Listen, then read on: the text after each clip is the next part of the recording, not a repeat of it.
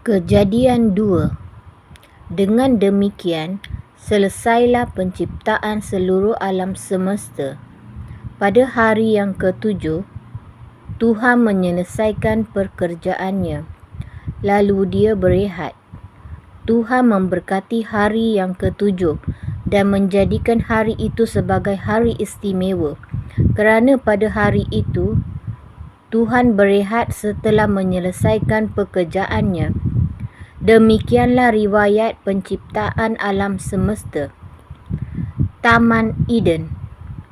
Pada masa Tuhan menciptakan alam semesta, belum ada benih yang bercambar dan belum ada tumbuh-tumbuhan di atas bumi. Kerana Tuhan belum menurunkan hujan dan belum ada orang yang mengusahakan tanah. Tetapi air keluar dari bawah permukaan bumi dan mengairi tanah.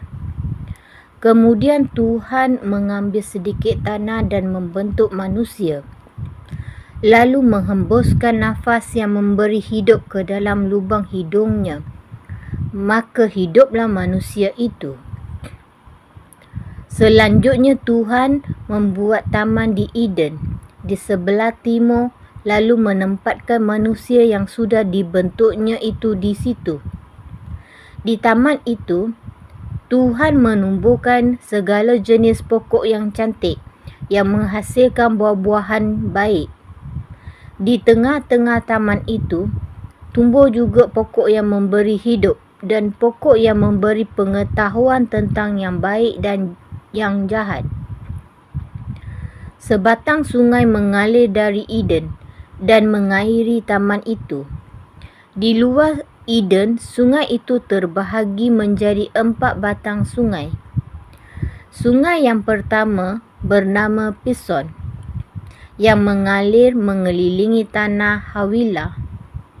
Di situ terdapat emas tulen dan juga wangi-wangian yang sukar didapati, serta batu-batu permata. Sungai yang kedua bernama Gihon, yang mengalir mengelilingi tanah Kus. Sungai yang ketiga bernama Tigris, yang mengalir di sebelah timur Asyur. Sungai yang keempat bernama Efrat. Kemudian Tuhan menempatkan manusia itu di Taman Eden untuk mengusahakan serta memelihara taman itu. Tuhan berfirman kepada manusia itu, "Engkau boleh makan buah-buahan daripada semua pokok di taman ini, kecuali buah daripada pokok yang memberi pengetahuan tentang yang baik dan yang jahat.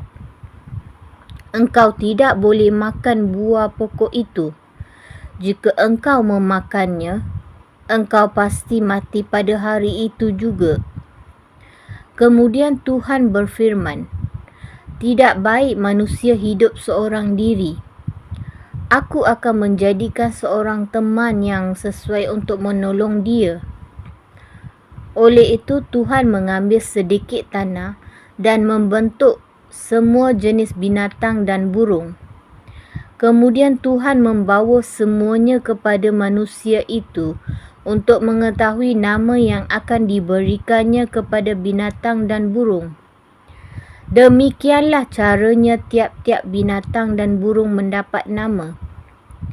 Manusia itu memberikan nama kepada semua binatang dan burung, tetapi tiada satu pun antaranya dapat menjadi teman yang sesuai untuk menolong dia.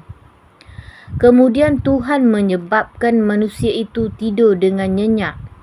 Sementara dia terlena, Tuhan mengeluarkan satu daripada tulang rusuk manusia itu, lalu menutupnya, semula dengan daging.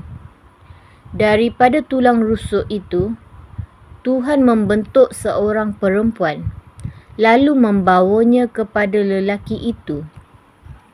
Kemudian lelaki itu berkata, "Inilah dia, orang yang sama dengan aku. Tulang daripada tulangku dan daging daripada dagingku. Aku namakan dia perempuan, kerana dia diambil daripada lelaki."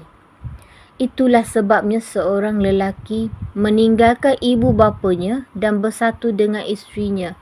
Lalu mereka menjadi satu. Lelaki dan perempuan itu bertelanjang, tetapi mereka tidak berasa malu.